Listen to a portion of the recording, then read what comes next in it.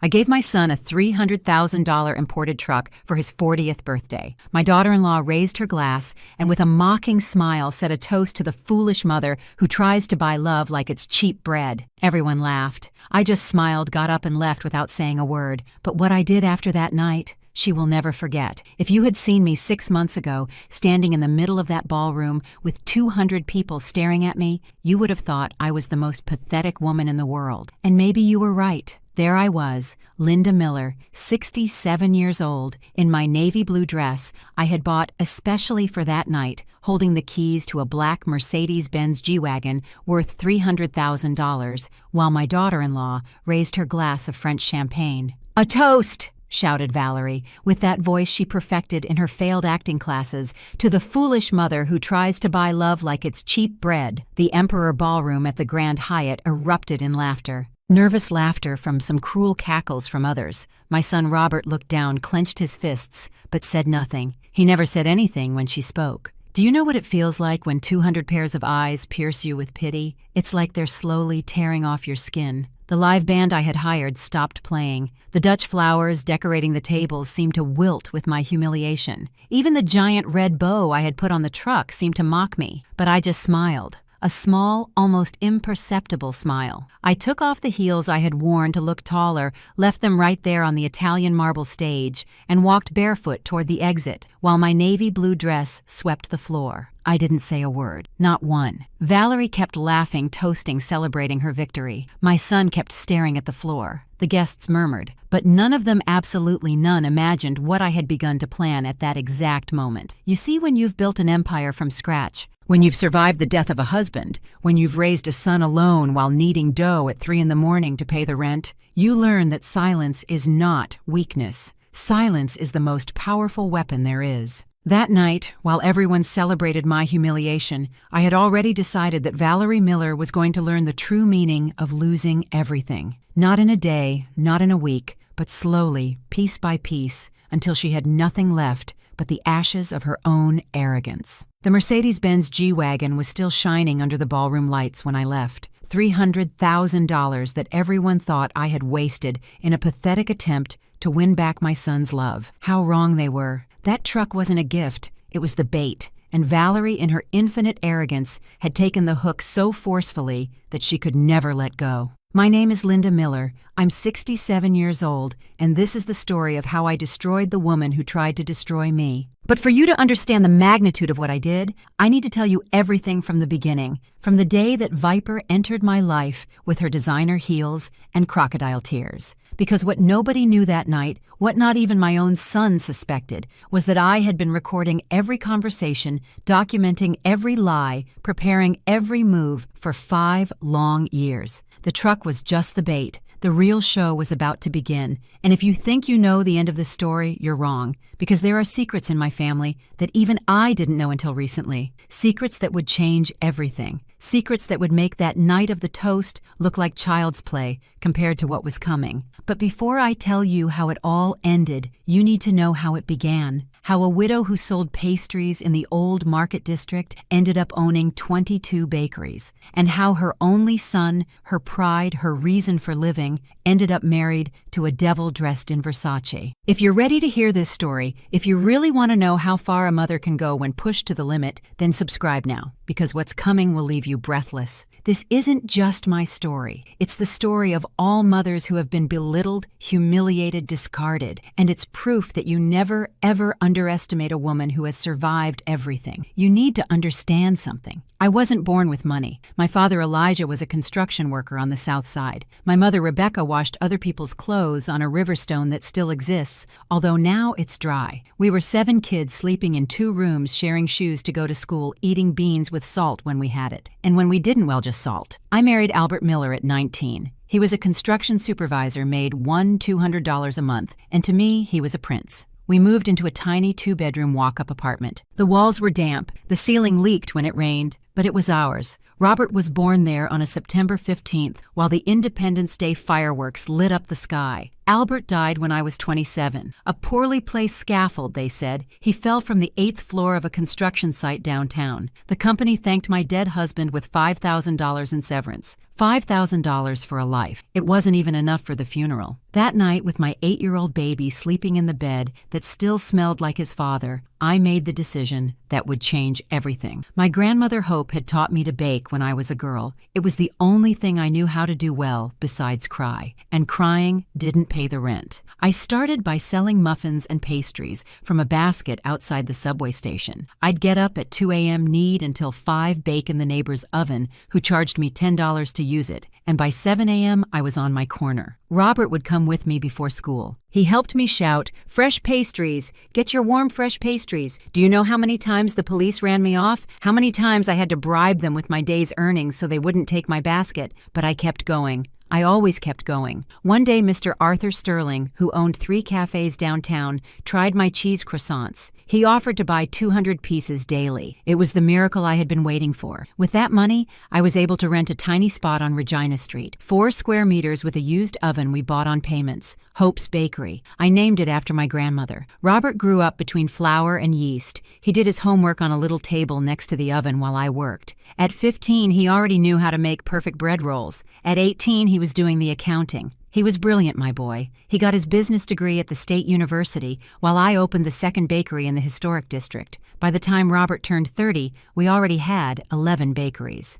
11. From the south side to the wealthy suburbs. We employed 87 people, mostly single women like I had been. I paid them well, gave them benefits, a full Christmas bonus. Some would cry when I gave them their first health insurance card. I understood those tears. That's when Valerie showed up. It was September 2019. I remember it perfectly because we had just opened the 12th bakery uptown. Robert arrived at the opening party with her on his arm. Tall, thin as a magazine model, with a white dress that probably cost more than what I earned in my first year selling pastries. She had that artificial beauty of women on television, a nose job, inflated lips, cheekbones that looked like they were cut with a knife. "Mom, this is Valerie, my girlfriend." The way he said, "my girlfriend," as if he had won an award, as if he had finally achieved something that I, with all my bakeries, couldn't give him. Status. Valerie hugged me that day. A long theatrical hug while whispering in my ear, "What an inspiring story you have, ma'am. From a street vendor to this? You must be so proud." Street vendor. Not an entrepreneur, not a businesswoman. A street vendor. But I smiled. Of course I smiled. My son was in love. They got married 6 months later at the old San Hipólito convent. I paid for everything. The $15,000 dress imported from Spain,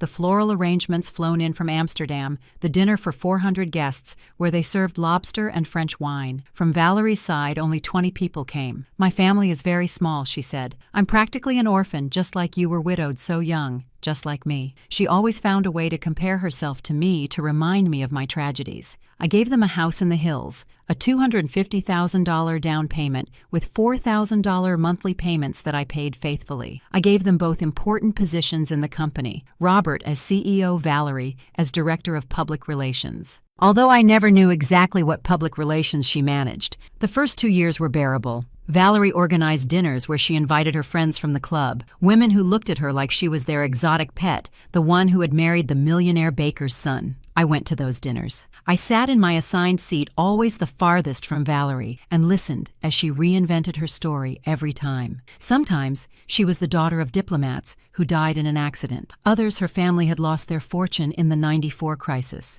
My favorite was when she said she had turned down an international modeling career to marry Robert. "Love is worth more than any runway in Milan," she would sigh as her friends applauded her sacrifice. But I noticed things. Small things, like how she never spoke of her childhood with specific details, like how she didn't have a single family photo from before she was 25, like how her accent sometimes slipped into something that wasn't American, something she quickly covered with a nervous laugh. And then there were the expenses. Good Lord, the expenses. $4,000 handbags that appeared every week. Trips to Miami for business that cost more than the annual salary of 5 employees. An office renovation that cost $150,000, more than it cost to build an entire bakery. When I mentioned something to Robert, he looked at me like I had betrayed him. "Mom, we're not in the old market district anymore. This is our life now. Valerie knows what she's doing. She understands this world better than we do." This world. The world where I apparently didn't belong. It was in the third year when things started to change more obviously. Valerie convinced Robert that I needed to rest more. "Your mom has worked so hard, my love. She deserves to enjoy her old age." Old age. I was 64, and I got up at 5 in the morning to supervise production. But suddenly I was an old woman. They started excluding me from important meetings. "We don't want to stress you out, Mom." They changed suppliers without consulting me. Valerie has better contacts. They hired a strategic consultant, Valerie's cousin, of course, who charged $10,000 a month to tell us we needed to modernize. And I, foolish Linda, allowed it. Because every time I tried to protest, Robert would look at me with those tired eyes and say, "Mom, please. Valerie just wants to help. Can't you trust my wife?" Trust. What a dangerous word when your own son uses it against you. By the time the 4th year arrived, I had lost control of almost everything. I was still the owner on paper, but they made the decisions. Valerie managed the bank passwords for security. Robert signed new contracts without reading them because Valerie already reviewed them. And then the day came that changed everything. The day I heard a conversation I wasn't supposed to hear. It was a Thursday in March. I remember because I had just come from my monthly checkup. Dr. Fonseca had told me my pressure was a bit high, nothing serious, but I should reduce stress. I almost laughed in his face. Reduce stress while watching them dismantle my life company by company. I entered the house in the hills unannounced. I still had my keys, although Valerie had suggested 3 times that I return them for privacy. My privacy apparently because I had paid for the house. I heard voices in the study. Valerie was on the phone. Her voice had that sickly sweet tone she used when she was plotting something. I stayed in the hallway, pressed against the wall like a thief in my own investment. "No, my love, listen to me," Valerie said. "The old woman is perfect for the plan. Dr. Ramsey already gave me the papers. We just need 3 witnesses to confirm erratic behavior. I already have the maid and the gardener. With 1 more, we can declare her mentally incompetent." My heart stopped. I literally felt it stop beating for a second. "Robert, please." Robert does whatever I say. He's so tired of being the baker's son, he'd do anything to be his own man. The idiot doesn't realize that without Mommy's money, he's nobody. Laughter. I heard laughter on the other end of the phone. 6 months maximum, and we have everything. The 22 bakeries, the bank accounts, the properties. Everything goes to Robert, and when I divorce him next year, I get half. 11 bakeries, Fernando. 11 damn bakeries worth between 8 and 15 million each. Fernando. I never knew who Fernando was. Maybe I never will. Maybe it doesn't matter. The truck is perfect. I already convinced the moron that his mom wants to buy him something extravagant for his birthday. When she spends $300,000 on a whim like that, we'll have the perfect proof that she's losing her mind. Who in their right mind gifts a $300,000 truck? I slid down the wall until I was sitting on the floor. The cold marble chilled me through my dress. My son, my Robert. The child I carried for 9 months, who I nursed at these breasts, who I raised by selling pastries in the rain. Did he know about this? "Oh, don't be dramatic, Fernando.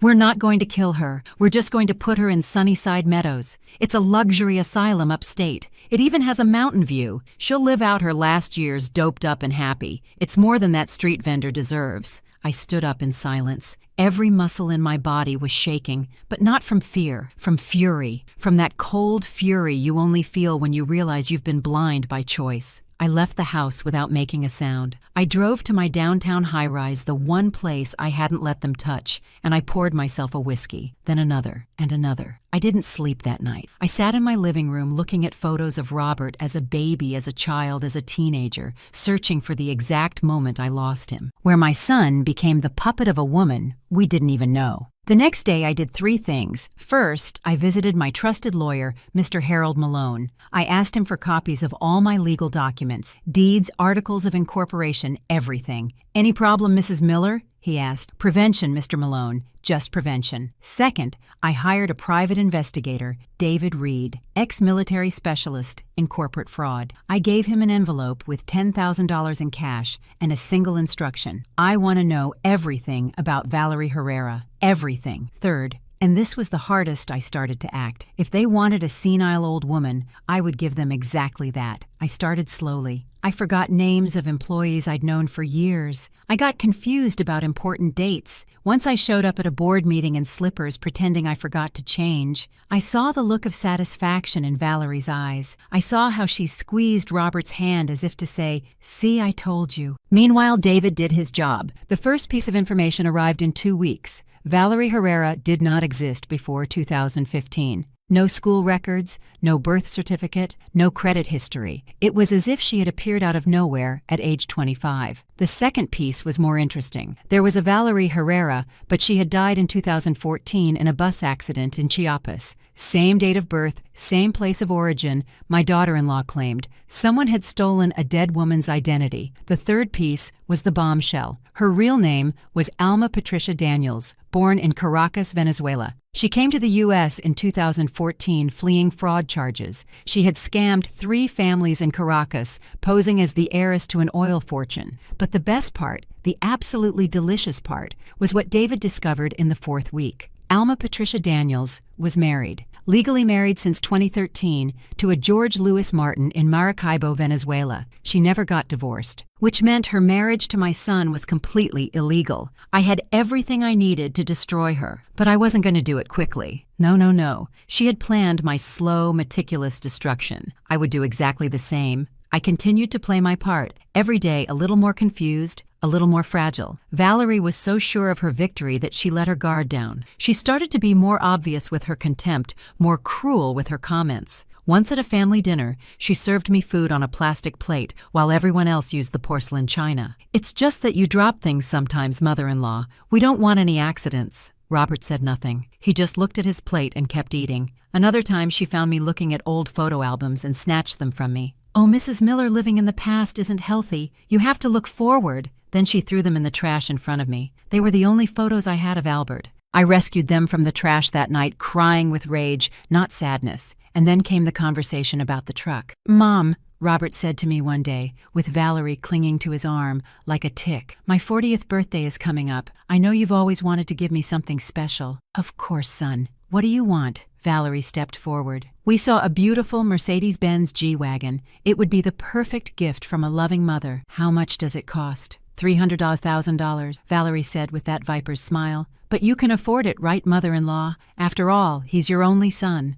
I looked her directly in the eyes. For the first time in months, I let the mask of the senile old woman drop, and I looked at her for what she was, my prey. "Of course, Valerie, I will give my son exactly what he deserves." She interpreted my look as defeat. How wrong she was. I bought the truck, but I also made other purchases. I installed cameras in every bakery in my apartment, even in my handbag. I hired 2 additional notaries to prepare documents that Valerie would never see coming. I opened bank accounts at 3 different banks where I moved funds she didn't know existed. And most importantly, I started recording. Everything, every conversation, every humiliation, every lie. Robert's birthday was approaching. Valerie organized the most ostentatious party you can imagine. She invited all the high society people she wanted to impress. She spent $100,000 just on the planning. "It's going to be the night of our lives," she told me the day before. "The night everyone will see who really rules this family." She was right. It would be exactly that. But she didn't know I had an ace up my sleeve, an ace I had been saving, feeding, and preparing for months.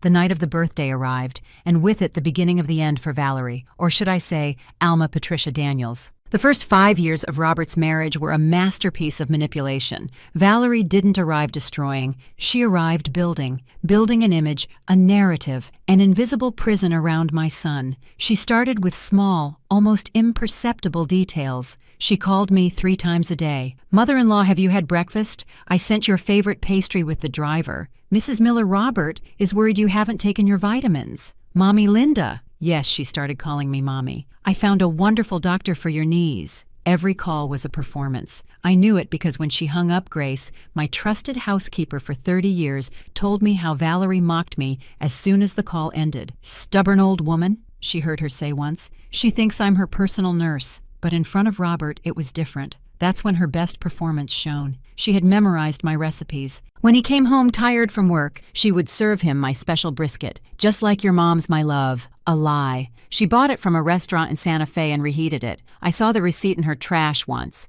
$150 for brisket she passed off as her own. She organized Sunday family dinners where she invited me to her house, my house, the one I paid for, and sat me at the head of the table while she served. You've worked so much, ma'am. Now it's my turn to take care of this family. The neighbors saw her and commented on how devoted she was. What an example of love. No one saw when she served me the scraps. No one noticed my coffee was always cold. No one realized the flowers she supposedly sent me every week were the leftovers from her social events. But her masterpiece, her true genius, was how she isolated Robert from me without him noticing. My love, your mom looks tired. Let's not bother her with company problems. Robert, your mom needs to rest. I'll take care of bringing her the reports. Honey, don't tell her about the bank loan. You'll just worry her. Each sentence was a brick in the wall she built between us. And Robert, exhausted from working 12-hour days, grateful to have a wife who, worried about his mother, accepted everything. Valerie was also smart with money. She didn't steal blatantly. No, that would have been too obvious. Instead, she created a foundation.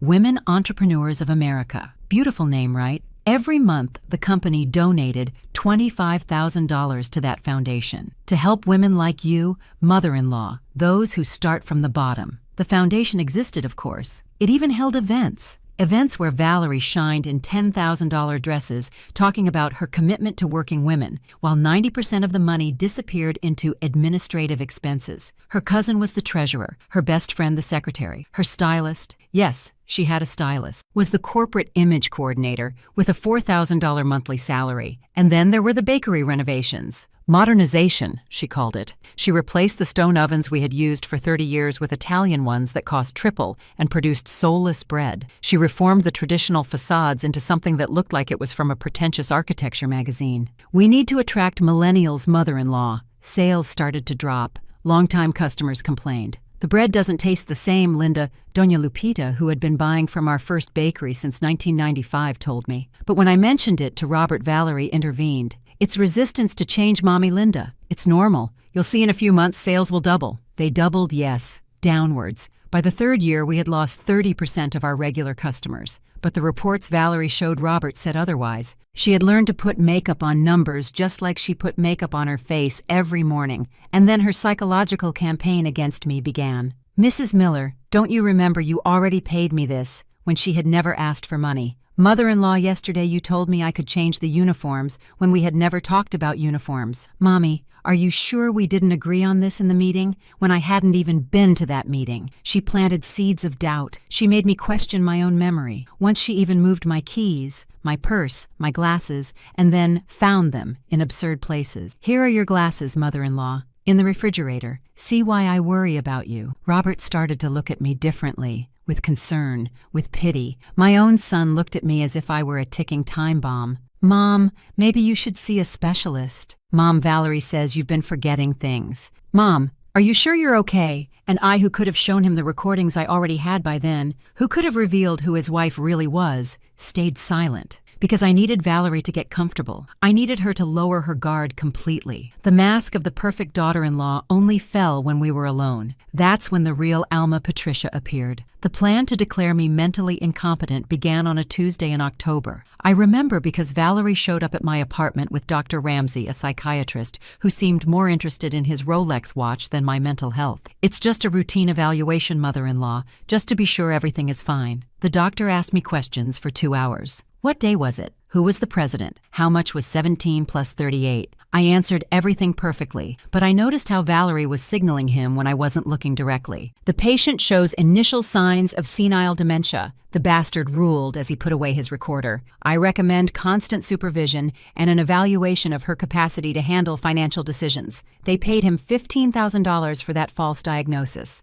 I know because I hacked Valerie's email. Well, not me. Grace's son, who studied computer science, did it for $2,500 and the promise of a lifetime job for his mother. After the doctor came the manufactured incidents. Valerie started organizing meals where she put me in impossible situations. She'd serve me boiling soup, and when I burned my tongue and spat it out, she'd tell everyone, "Oh, she can't control her reflexes anymore." She'd give me children's utensils, and when I asked for others, she'd sigh dramatically. It's the third time this week she's forgotten how to use normal cutlery. Once at her friend's birthday, she gave me a headache pill that made me so dizzy I had to grab the walls to walk. See, this is why we don't leave her alone. She takes the wrong medication. But the masterstroke was when she forged my signature on a $40,000 check for her ghost foundation. When I complained at the bank, she had already prepared the ground. She had told the manager with crocodile tears that her mother-in-law was losing her memory and signing things without remembering. Mrs. Miller, the manager told me with that condescension they use with the elderly, "Perhaps you should consider giving your son power of attorney to manage your finances." Robert was there watching me with a mix of shame and concern. "Mom, it's okay. It was a mistake, but I think he's right. Valerie and I can help you with this." Do you know what it feels like when your own son, your blood, your everything looks at you like you're a problem to be solved? It's like they're ripping your soul out piece by piece. That night I cried. I cried like I hadn't cried since Albert's death. But between tears, I made a decision. If they wanted a war, they would get one. I started my counterattack subtly. First, I visited Dr. Patricia Olmedo, a neurologist with 30 years of experience, and more importantly, a professional enemy of Dr. Ramsey, since he stole her research at the university. "Doctor, I need complete neurological evaluations, and I need them to be irrefutable." I underwent everything. MRIs, EEGs, 8-hour cognitive tests. The results were conclusive. My brain was healthier than many 40-year-olds. Next, I started documenting everything with an obsessive focus.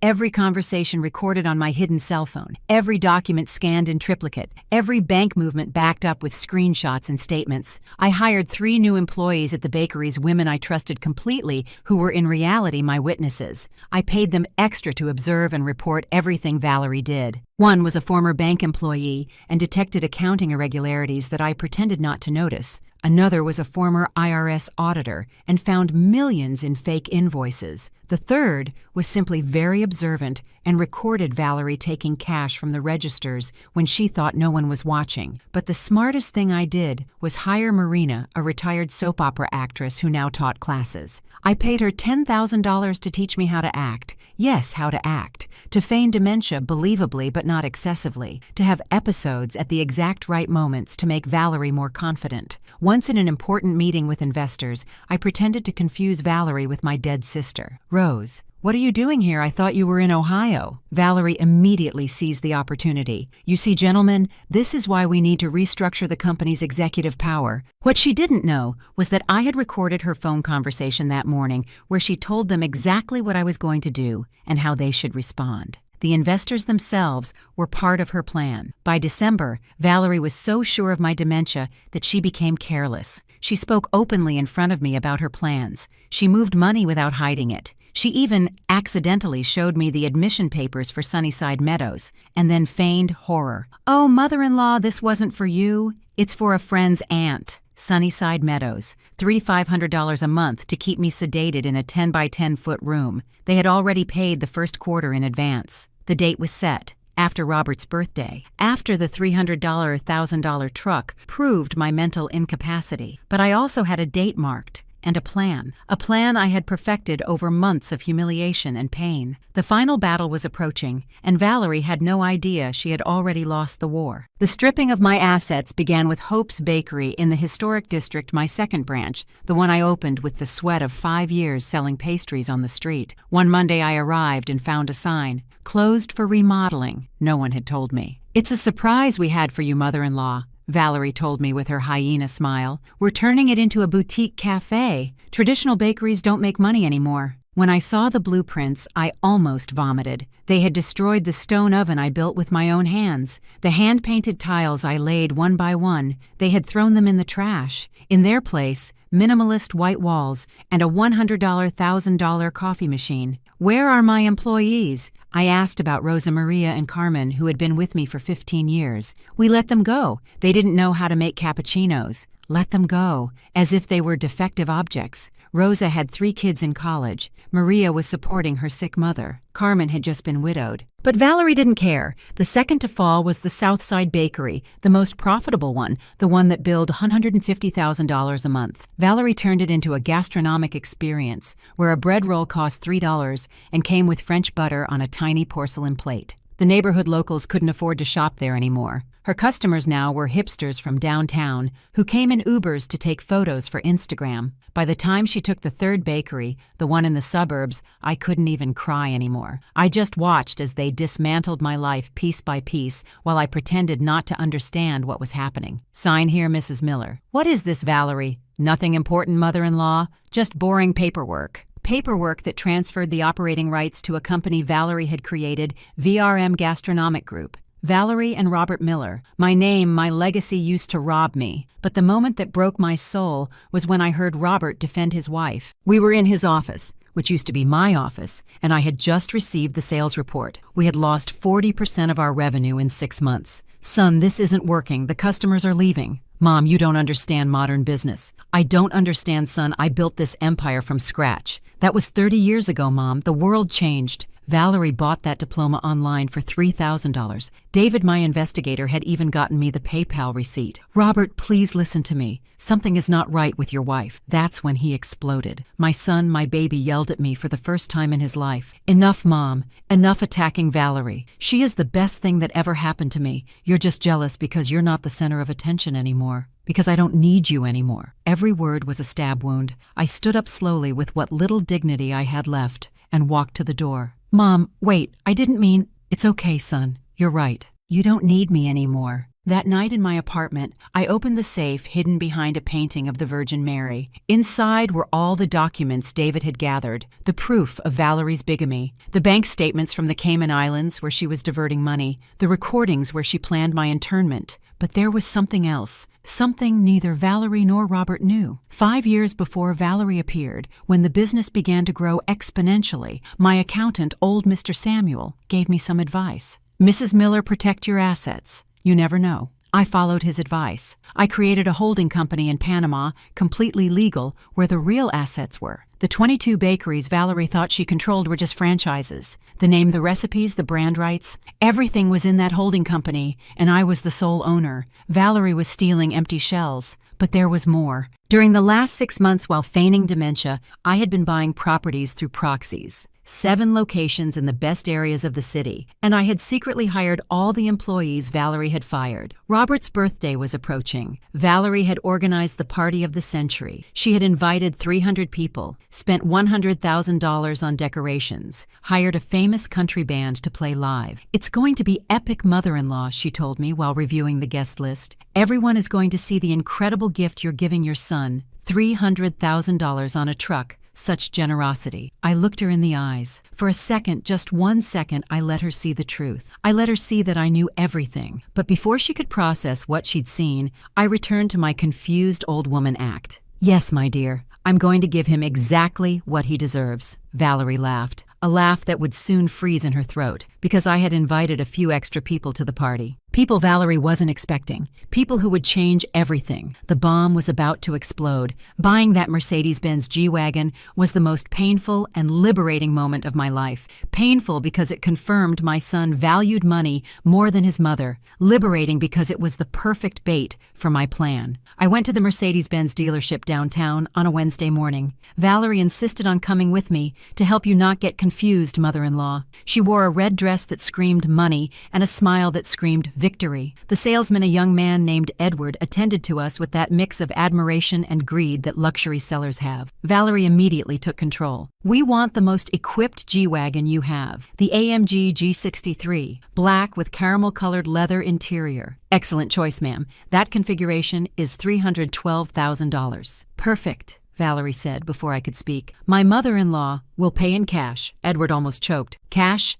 Bank transfer, I corrected, but I want some special modifications. Valerie looked at me strangely. What modifications, mother-in-law? I want it engraved on the leather headrests for Robert with eternal love from your mother, and I want a custom license plate. Of course. What do you want the plate to say on Truth 40? Valerie laughed. Oh, mother-in-law, how clever. Truth for his 40th birthday. That wasn't why, but I let her believe what she wanted. During the 3 weeks it took to prepare the truck, Valerie was ecstatic. She told everyone about the excessive gift that poor Mrs. Miller insisted on buying. "You see how she is," she told her friends at the club. "She spends without control. That's why we need to protect her from herself." She organized the most ostentatious party I had ever seen. She rented the Emperor Ballroom at the Grand Hyatt, the same place where the richest politicians and business people got married. She hired the best event planners, the ones who charged $25,000 just for planning. The guest list was a show in itself. She had invited all the high society people she wanted to impress,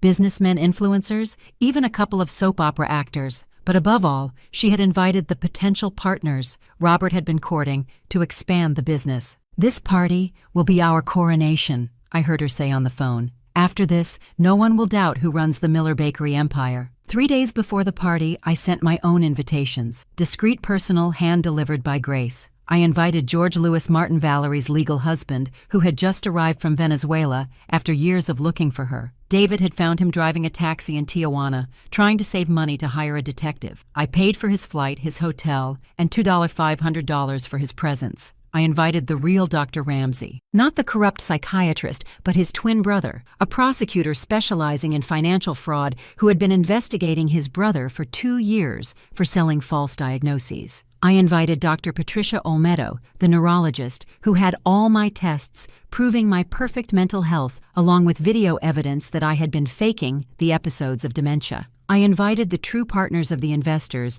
Valerie had deceived people who had lost millions in her previous scams and had been looking for her for years. And I invited the real Valentina Herrera, who hadn't died in any accident. She was alive and well in Chiapas, very surprised to discover someone had stolen her identity and declared her dead. But my star guest was someone else, someone no one expected. The day of the party arrived. I put on my best dress, the navy blue one. It wasn't expensive or flashy, but I looked dignified. I looked like what I was, a warrior about to win her final battle. I arrived at the ballroom early. The truck was already there, shining under the lights with a gigantic red bow that Valerie had insisted on, to make it look more like a gift mother-in-law. The guests began to arrive. Valerie shone like never before in a $10,000 gold dress she had bought with my bakery money. She kissed cheeks, handed out smiles, made sure everyone knew who the real hostess was. Robert arrived an hour late, as she had planned. "To make a grand entrance," she had said. When he entered, the live band started playing the waiter's uncorked champagne,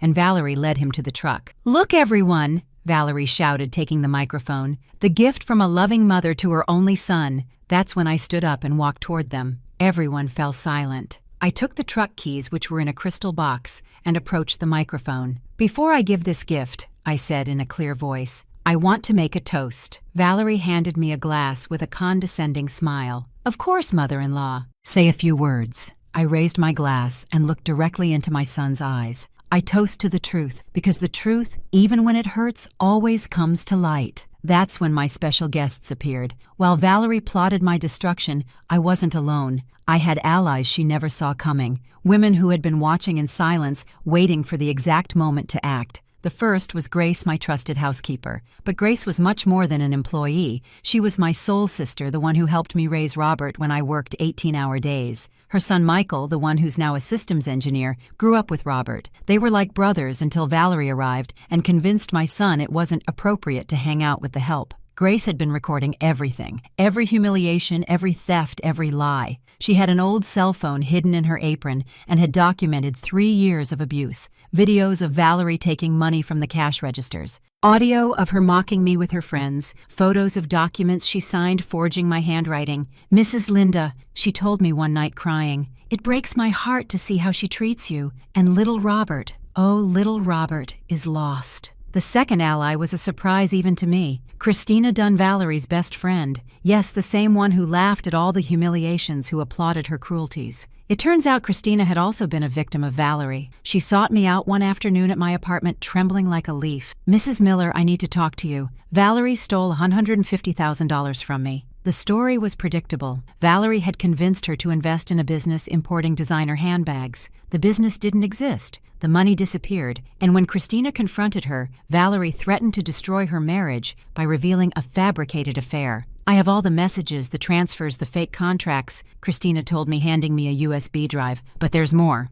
Valerie has a secret account where she keeps everything she steals. The password is her first husband's birthday. Her first husband, George Lewis, the one she was still legally married to. The third ally was the most unexpected. My notary, Ms. Rebecca Montgomery, a woman in her 60s, tough as steel, who had seen too many cases of manipulative wives destroying family fortunes. Linda, she told me in her office overlooking the city, what's happening is criminal, and I have an idea. Her idea was brilliant. While Valerie thought she was transferring the bakeries to her name, she was actually signing documents that didn't say what she thought they said. Rebecca had used an ancient legal trick. The transfers required a second validation signature that never came. All the papers Valerie had forged were legally invalid. Furthermore, Rebecca added with a scary smile, I have a cousin in the Financial Crimes Division. He'll be very interested in your daughter-in-law's ghost foundation. But my most valuable ally was someone Valerie had forgotten existed. Rosa Maria Daniels, her own mother. David found her in Caracas, living in a charity shelter. Valerie, or Alma Patricia, her real name,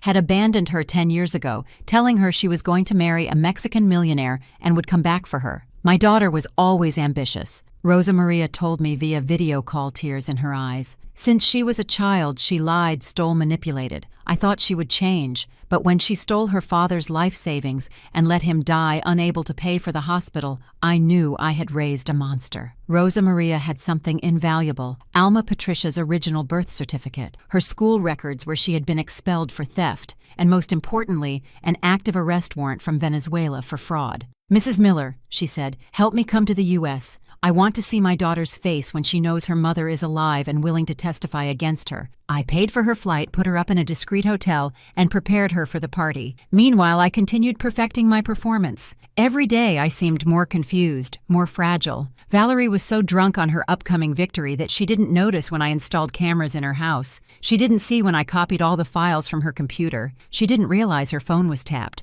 A week before the birthday, I heard her talking to Fernando. After the party, we put the old woman in the asylum. I already have the orderlies hired. They'll come at 3 a.m. when everyone is drunk. They'll take her sedated, and by the time Robert wakes up, his mom will already be at Sunnyside Meadows. What if the son objects? He won't object. I'll tell him his mother tried to commit suicide. I have sleeping pills I'm going to put in her purse. With that and the truck incident, any judge will side with us. I listened to my civil death sentence with a calm that surprised me. I didn't feel fear. I didn't feel sadness. I only felt a cold determination. That night, I called all my allies. The day of the party, I need you to be ready. We are going to give Valerie the show of her life. Christina confirmed she would bring the fraud evidence. Rebecca would have the legal documents ready. Rosa Maria would be waiting in a hotel room. Grace's son Michael would have all the recordings on a laptop connected to the ballroom screens. And I had the final bombshell, something I had discovered just 2 days before that would change everything. Valerie wasn't just married to George Lewis. She was pregnant by Fernando, her lover. The father was not Robert. The war was about to end, and I had all the weapons. 3 nights before Robert's birthday, I drove alone to Dallas. I told everyone I was visiting a sick cousin. A lie. I was going to see Mr. Alejandro Torres, the best notary in Texas, and by divine coincidence, my late husband, Albert's first cousin. Linda, are you sure about this? He asked after reviewing the documents I brought. More sure than ever, Alejandro. My son chose his path. Now I choose mine. That night I signed a new will, one that nobody knew about, one that would leave Valerie and Robert with exactly what they deserved. But the will was only part of the plan. The truly brilliant part was what I had been building in secret for the last 5 years, while everyone thought I was a helpless old woman. You see, when I started to suspect Valerie, I opened a parallel company, Hopeful Horizons Bakery, Inc., registered in the name of a trust, of which I was the sole beneficiary. While Valerie was stealing from the bakeries, she knew I was building an empire she never detected. 7 new bakeries in Dallas, Atlanta, and Denver, all managed by the employees Valerie had fired for incompetence. Rosa Maria Carmen, all of them were now managers with profit sharing. They were billing $400,000 a month, money that went directly into accounts that only I knew about. But that wasn't all. During my medical visits to Houston, which Valerie thought were for dementia treatments, I was actually closing deals with American investors. I had sold the international franchise of my recipes for $15 million. Yes, dollars. The money was in a trust in Texas, untouchable by her, waiting for my signal. Mrs. Miller, Jim Patterson, the CEO of American Bakery Corporation, told me, "Your recipes are pure gold. We're going to open 50 locations in California and Texas." While I was signing that contract, Valerie was in Mexico stealing crumbs. Back in my apartment, I opened the safe behind the Virgin Mary painting. Inside, along with all the documents I had collected, I added the new will. But there was also something else. A letter for Robert. A letter I had rewritten 100 times and would only deliver if things went as I expected. "Son," the letter began, "when you read this, you will probably hate me, but I prefer your honest hatred to your manipulated love. The day before the party, I put the last pieces of the puzzle in place. First, I visited my bank and transferred $300,000 to a special account. It wasn't for the truck. That was already paid for. It was for something much better. Next, I met with the real employees of Sunnyside Meadows, the asylum where Valerie planned to intern me. Dr. Marquez, I told the director, my daughter-in-law paid 3 months in advance to have me interned against my will. Here is the receipt." I showed him the copy I had taken from Valerie's purse. "This is kidnapping, and you would be accomplices." The man turned pale. "Mrs. Miller, we didn't know. She said you had signed the papers." "A lie. But I'll offer you a deal. You will do exactly what I am about to ask, and I will not report you. In fact, I'll pay you double what she gave you." The plan was simple. When the orderlies came for me, they would be taking someone else, someone who had agreed to help me for $5,000 and the promise of a long vacation. That night, the last one before the birthday, I couldn't sleep. I sat on my balcony watching the city lights, drinking a cinnamon tea like my grandmother Hope taught me. At 3 a.m., my phone buzzed. It was a voicemail from Valerie sent by mistake, or perhaps wanting to torture me. "Fernando, my love, after tomorrow we're free. The old woman goes to the asylum, Robert is left with the guilt and the debts, and we go to Switzerland with all the money. The baby will be born in Europe, far from this hell. I love you." The baby. The child my son believed was his. I took my recorder and saved that message. It was the last piece of evidence I needed. The birthday dawned sunny, without a cloud in the sky. It was March 15th. Curiously, the Ides of March, the day Julius Caesar was assassinated. How fitting. I showered slowly, did my hair carefully, put on the navy blue dress. In the mirror, I saw Linda Miller, not the victim Valerie had created, but the warrior I always was. Before leaving, I made one last call. "Grace, activate the plan. It's time." Somewhere in the city, my allies were getting ready. The ballroom screens had been hacked by Michael Grace's son. The videos were ready to play. The special guests were in position. And I, with the truck keys in my purse next to a USB drive containing 3 years of documented crimes, headed to the party. Valerie thought that night would be my final humiliation. She had no idea it would be hers. When I entered the Emperor Ballroom, Valerie was already in her element, receiving guests like a queen, her gold dress sparkling under the crystal chandeliers. Robert was by her side, uncomfortable in his tuxedo, smiling that forced smile he wore when she paraded him like a trophy. "There's the star of the night," Valerie shouted when she saw me with that fake voice she used in public. "The generous mother who gives away $300,000 trucks." 200 pairs of eyes turned to me, some with mockery,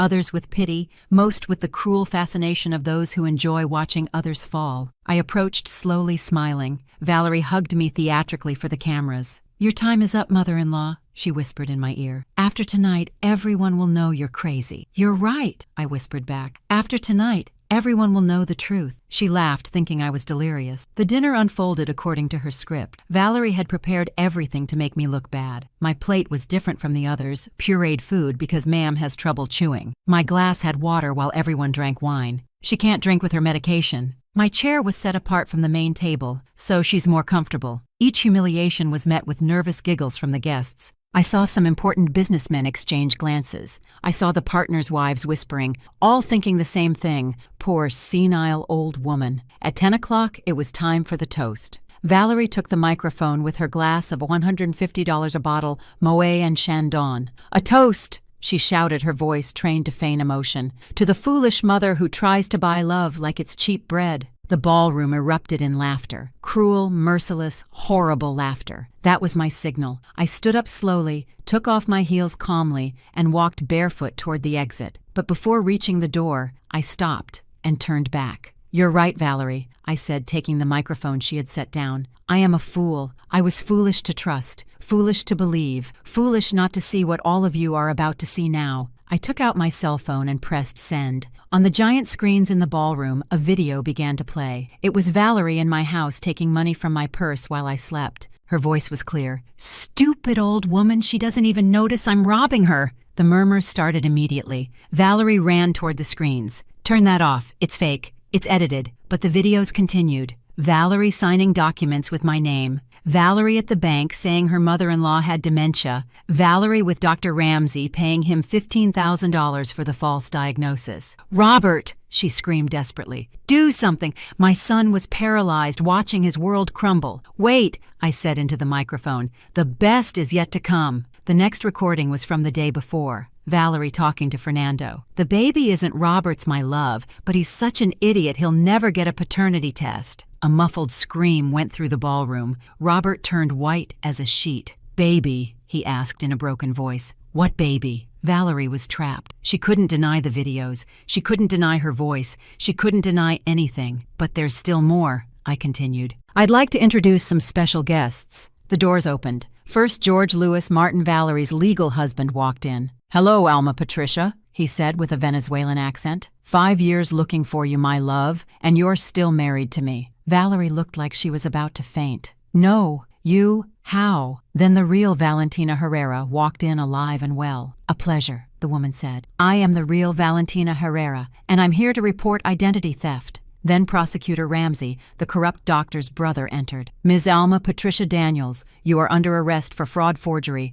identity theft, and bigamy." But the final blow came from the last person to enter, Rosa Maria Daniels, Valerie's mother. "My daughter," the woman said, tears in her eyes. "Was it worth it? Was it worth destroying another family like you destroyed ours?" Valerie fell to her knees. Her gold dress crumpled on the marble floor. Her perfect makeup ran with her tears. The mask had finally fallen. "Linda!" she screamed. "Please think of Robert. Think of your son." I walked over to her, bent down to her level, and said softly, but clearly so everyone could hear, "I did think of him. That's why I did all this, to save him from you." The police took her away that night, but before she left, I approached her one last time. "The truck was never for Robert. It was the price of your freedom, $300,000 to unmask a criminal, the best investment of my life." The ballroom was completely silent. The guests didn't know where to look. The waiters had stopped serving. Even the band was silent. Robert was still standing in the same place like a statue. Robert looked at me as if he was seeing me for the first time. There, standing in the middle of the ballroom in his $5,000 tuxedo, he looked like a lost child. The same child who cried when he scraped his knees,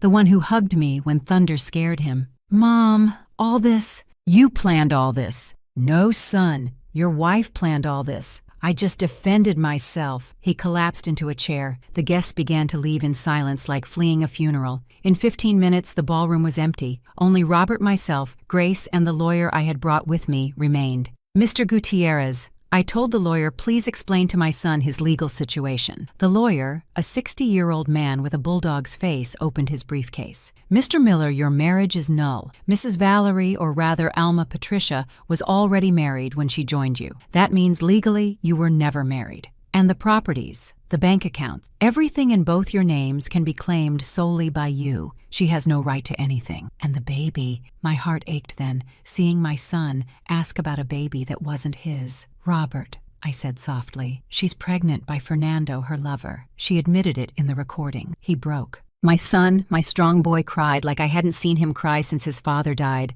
I moved to hug him, but he pushed me away. "Don't touch me. You lied to me too. You made me think you were losing your mind. To protect you. I didn't need your protection. I needed you to trust me. Trust you, Robert. When I tried to warn you, you yelled at me. You told me I was jealous. You pushed me out of your life. Because she convinced me? Exactly. She convinced you. So easily, so quickly. And you wanted me to trust you." The truth hit him like a slap. He stood up wobbling and walked to the exit. "Where are you going? To get drunk until I forget I exist?" "No. You're going to go home. You're going to sleep, and tomorrow we are going to fix this mess. Together." "Together? Mom, you sold the bakeries, didn't you? That's why she couldn't find the money." "I didn't sell them. I protected them. They're still ours." "Ours. They were always ours, son. Always." That night, I took him home. The house I had paid for, but that for the first time felt like his. While he slept off his stupor, I reviewed the papers Valerie had left behind. I discovered more horrors. Loans in my name for $500,000, contracts with phantom suppliers, even a fake labor lawsuit prepared to take more money from me. The next morning, Valerie tried to negotiate from the jail where she awaited her trial. She sent her lawyer a rat-faced guy who charged $2,500 just to come see me. My client is willing to leave the country if you drop the charges. No, she could say things about your son that would damage his reputation. What things? That he was the victim of a con artist everyone already knows. We have compromising photos. I laughed. For the first time in months, I truly laughed. Edited photos, like the ones she used to blackmail Christina Dunn. A forensic expert already reviewed them. All fake. The lawyer swallowed. What do you want then? Justice. For her to pay for every dollar stolen, every lie told every day of psychological torture. That could be 20 years in prison. Then let it be 30. Pretty 8 hours after the birthday, the divorce was complete. Well, the annulment, since there couldn't be a divorce from a marriage that never existed. Valerie was sentenced to 15 years in prison. It would have been more, but her pregnancy gave her mitigating circumstances. Fernando, her lover, fled to Colombia, where he was caught for other frauds. George Lewis, the legal husband, wanted nothing to do with her and went back to Venezuela. The baby was born in prison, a girl. Valerie's mother, Rosa Maria, asked for custody, and they gave it to her. She came to see me before she left. Mrs. Linda, I am so sorry for everything my daughter did. You are not to blame, ma'am. I will raise this child differently. I will teach her values. I will teach her to work. She will not be like her mother. I gave her an envelope with $10,000 for the child, so she has opportunities. The woman cried. You are what my daughter could never be, a true lady. It took Robert months to forgive me, not for what I did, but for how I did it, for not trusting him, for treating him like another enemy instead of a victim. But little by little, working together to rebuild the bakeries, we found each other again. We became mother and son again. We became a family again. The $300,000 truck stayed in the hotel parking lot for weeks until I decided what to do with it. 6 months after that night, I woke up early as always. It was 5 a.m. and the city was just beginning to wake. I made myself a cinnamon coffee just like my grandmother taught me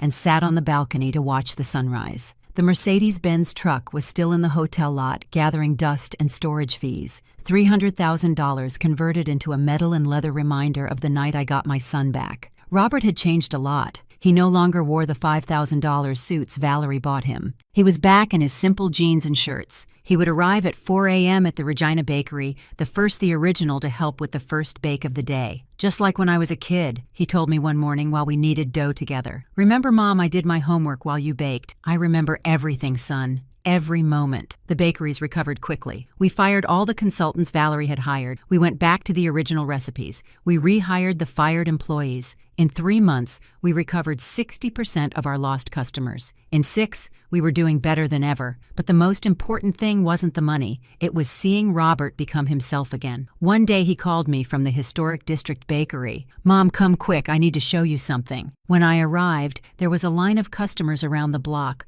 all waiting for fresh-baked bread just like in the old days. See that? He told me with tears in his eyes. This is what you built. This is real. Not Valerie's pretentious restaurants. This. Doña Lupita, our oldest customer, approached with her shopping bag. Linda, I'm so glad the real bread is back. The old-fashioned kind, the kind that tastes like home. That afternoon, Robert and I sat in the office, the same one where I had discovered Valerie's first lies, and we truly talked for the first time in years. Mom, I need to ask for your forgiveness. No, son. Let me finish. I failed you. I traded you for a woman who promised to make me someone important. I didn't realize I already was someone. I was your son, the son of the strongest woman I know. We cried together, holding each other like when he was a child, and I was his whole world. And the truck, he asked later. What are you going to do with it? It's yours if you want it. I don't want it. It reminds me of everything bad. Then we'll sell it. No, I have a better idea. His idea surprised me. He wanted to auction it and use the money to create a real foundation, not like Valerie's fake one, a foundation to help women who are victims of economic and psychological violence. We'll call it the Hope Foundation, he said. Like your grandmother, like your first bakery, like your faithful employee. The auction was an event, not for publicity. We wanted to be discreet, but the story had gotten out. The German ambassador's wife, who had been at the birthday party and saw everything, bought the truck for $350,000. "To me, it's not just a car," she told me. "It's a symbol that women can defend themselves." With that $350,000 plus $150,000 I put in, plus $100,000 Robert put in from his personal savings, we created the foundation. In the first year, we helped 53 women leave abusive relationships, recover their money, and rebuild their lives. One of them was Christina Dunn Valerie's ex-friend. She not only got back the $150,000 stolen from her, but with our legal help, she discovered her husband, who threatened to take her children, had also been stealing from her. Now she manages one of our new bakeries in Dallas. Rosa Maria Carmen, all the employees Valerie fired,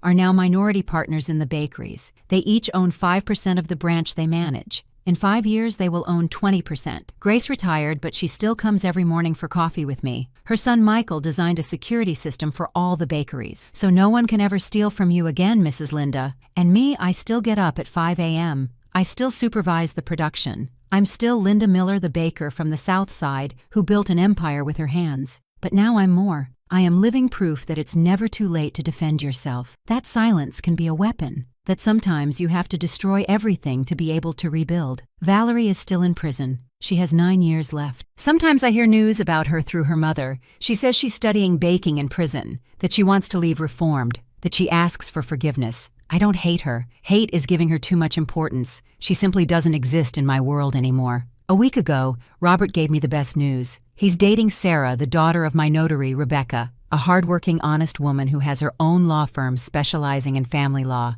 This time is different, Mom. Sarah loves me for who I am, not for what I have. And how do you know? Because I told her the entire story with Valerie on our first date, and her response was, "Your mother is my hero. I hope one day I can be half as strong as she is." Last night, while the three of us were having dinner, Sarah told me something that touched my soul. "Mrs. Miller, thank you for not giving up, for fighting, for teaching us that a mother's love isn't about letting her children do whatever they want, but about protecting them, even from themselves." And so my story ends. The story of how I gave away a $300,000 truck to get back something priceless. My dignity, my family, my life. If this confession touched your heart, if you know someone who needs to hear it, share it. Comment where you're watching from, tell us if you've experienced something similar, and subscribe for more stories of women who refuse to be victims. Because we all have a warrior inside. We just need to remember how to wake her up. End.